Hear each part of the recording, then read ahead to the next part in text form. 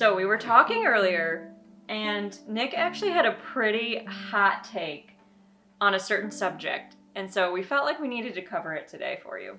Okay, look, it's not that wildly hot. I'll just get right into it, and then we'll talk about it here in a minute. But infertility, looking back, was the best thing that ever happened to our relationship and lives. People are already like hitting the dislike button and like throwing in the comments and like... Especially if you're in the thick of it. Like... Right. So that's where I feel like it needs an asterisk, right? Like when we're talking about this, I think, there are certainly people who maybe don't want to watch this. Like, I get it. I would hate myself too if I tried to watch this video like while we were doing it. But I have to say, this is not clickbait. We actually feel like we learned a lot going through infertility, and I guess we should get into a little bit of why we're even talking about infertility in the first place. We have 3 kids, all born through IVF. It took a lot of money, a lot of years, a lot of time, a lot of frustration. We learned a lot from it. We're not just 2 randos out here talking about infertility. We actually have been through this. We know what it's like. So I just want to kind of set the stage that like we have been through all of this ourselves, if you couldn't tell, through Nick's hot take. Like, it's not that hot. So let's rewind for just a second here, because I feel like I'm gonna get scorched.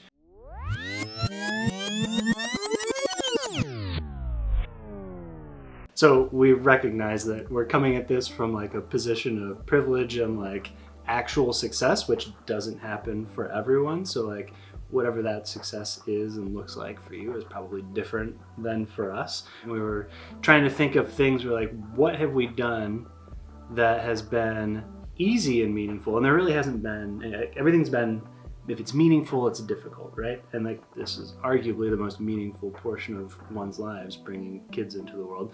And like we learned a lot from that, and we figured it would be a good video to discuss. I'm Brittany, I'll be your host for this evening. Do you have 10 minutes to spare? And in case you're wondering why I'm the host and Nick's the... Participant? I don't know. Yeah, the whatever. Answerer? The answerer. Because that's weird, right? Normally it's the woman, like she's the one that's getting treated. Yeah. It's flip-flop. We have kind of an extra layer of familiarity, or Nick does, I should say, with infertility because he actually worked for an infertility clinic. So sure did. He is the one who's going to answer because not only has he had the first-hand experience, but also the insight from actually working in a place that treats infertility. My office was right next to the place where guys would put their samples, so... That's fun. Yeah, that is a fun fact. Okay, well, now that we know that, let's get into the 3 reasons. Okay, the first one is that it really taught us how to be vulnerable and be able to like tell the truth to people. Like the weirdest thing about, bringing children into the world in general, but like going through infertility is people are always asking, are you pregnant yet? Which is always weird in my mind because they're like, have you had sex with your wife yet? Which is very strange, right? Oh, yeah. And after you get over like the intrusive questions, then it starts to be a little bit more fun and you get more frustrated. You start like answering these like stupid questions by your own snarky responses. Like, you know what? We really have tried this month. Brittany did a bunch of shots and she just started her period yesterday. And like, people are starting to be like, oh, well, I just wanted the cutesy answer. But if you're gonna ask, right, you're getting it. Yeah, and I have to interject here on like the woman's behalf.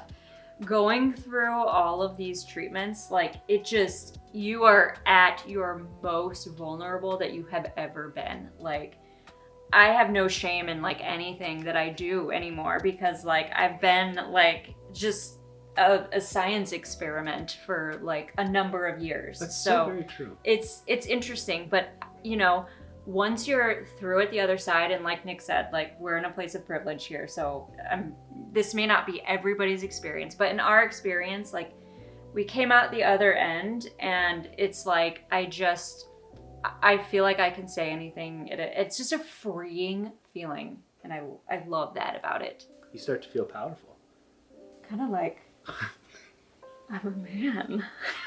I have been working out. Yes, thank you. You have been working out. Nice. I derailed that entirely. How many Taylor Swift references can we put in one video? At least 13. So I think the most important piece here is that like it really taught us how to tear down our walls in terms of like asking for help, right? Like we joke around a lot, but like we were able to ask for help and talk and ask for support. And, you know, that's been a really interesting thing to think about. Before it was started off very private, very hush. And then as, you know, it kind of grows, right? And you start, now people ask us like, shoot, I haven't been able to. What did you guys do? Where did you go? And asking all of the questions. And, you know, working in like in the clinic, I managed the social media and the marketing. A lot of people have questions that they're just afraid to ask. So like, do it. Practice. Do yourself a favor and just say something personal to somebody. You might not, or you might be surprised at the response you get. Mm-hmm. But I also have to say, when we first started, and maybe it just seemed like this, I don't know, but it felt like there was a bigger stigma around infertility than there is now. I'm not, there still is somewhat, you know, like I'm not saying it's just like everybody's on board with, you know, like there's clearly the other issues at play these days.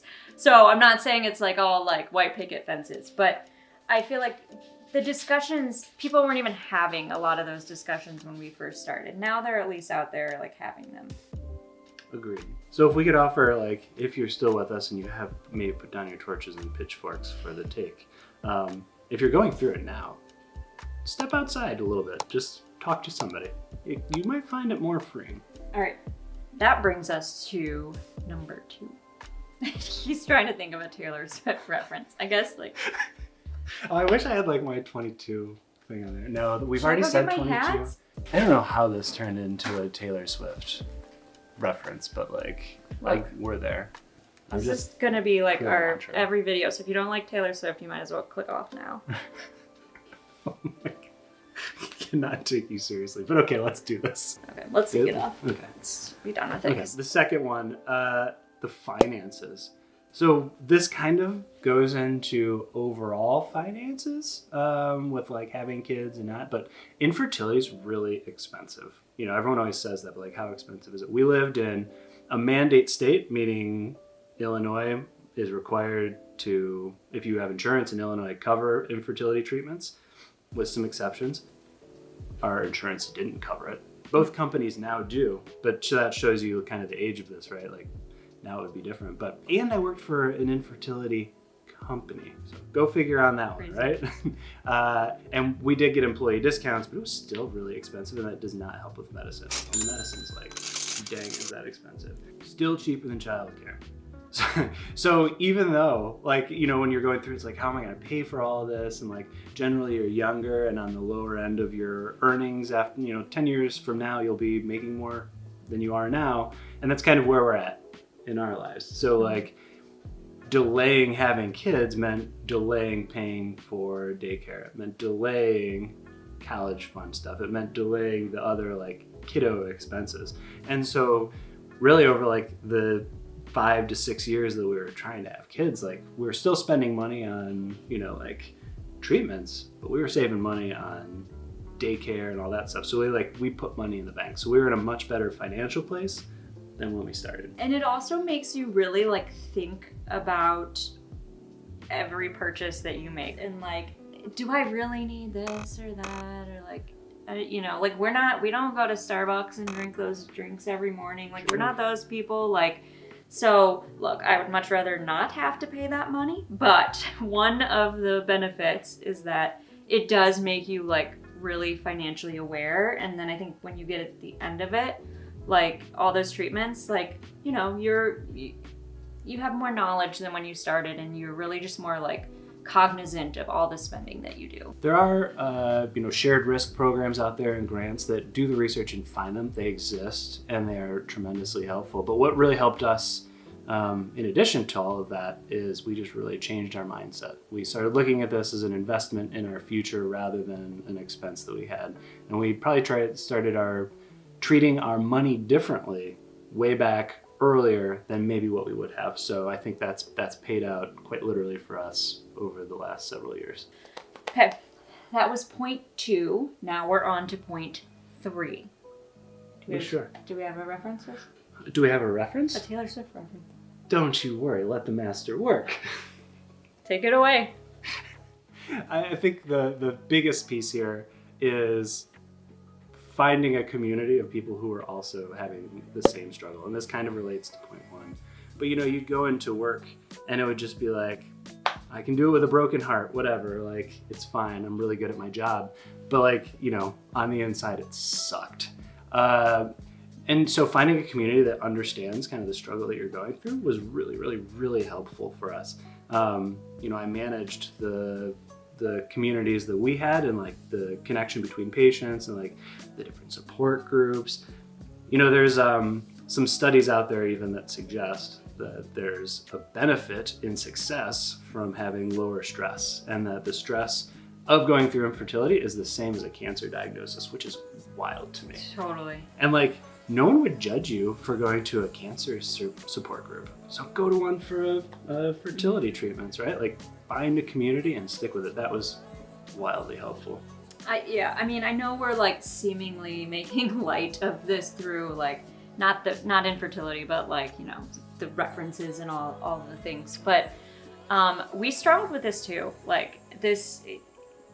When we were in the thick of it, it was not easy. There's mental health impacts, there's relationship impacts, there's social, everything. It's not easy at all.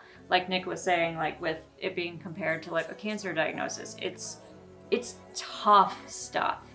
And I think there's even more resources out there than when we were going through infertility. But I was in multiple Facebook groups, specifically for our area, of others going through similar things. In fact, I'm still part of those, and every once in a while I'll chip in with our experience. But those resources are everywhere. You can join a Facebook type group, and that's just really helpful so that you don't feel alone. Because one of the hardest things is that it feels really isolating when you're seeing this friend is having a baby shower and this friend just announced their pregnancy. It's you just feel very alone. And so these are ways that you don't have to have that feeling. Yeah, it's enough with the fertile myrtles. I'm going to sit here and be a cat lady for the rest of my life. Hey, there's nothing wrong. Despite what some people think, there's nothing wrong with, being a childless cat lady. I don't know. This feels like a weird video to say that. But either way, whatever. I think as we talk this through, I'm hoping you recognize that this is not as wild of a take as maybe Brittany thought it was after it, took some convincing, which is why we're doing the video. But, I think with some mindset shifts and your approach to the journey and thinking about it afterwards, I think it can be, it's not made easier, that's not the right term, but you can make some lemonade out of the lemons. And that's certainly how we've approached this. And it's really had far-reaching effects on the rest of our lives. I think we've come away with a lot of the lessons learned about, kind of living more authentically and getting stronger as a couple and really our problem solving and everything. So yeah, it sucked. It did. But we did it. We yes. did it, Joe. Yeah, and so as Nick was saying with the teaching us about being more authentic, we have a lot of that on our channel. That's kind of the whole premise of it. Yeah. So be sure to check that out. But thanks for watching. And if you have any questions about infertility or how we managed our infertility, feel free to ask. We'll answer anything we can. And if you need some one-line zingers to help your really nosy aunt learn not to ask stupid questions, we got you covered there too. And if you need a good Taylor Swift reference, we've got you there That too. Okay. For now, bye.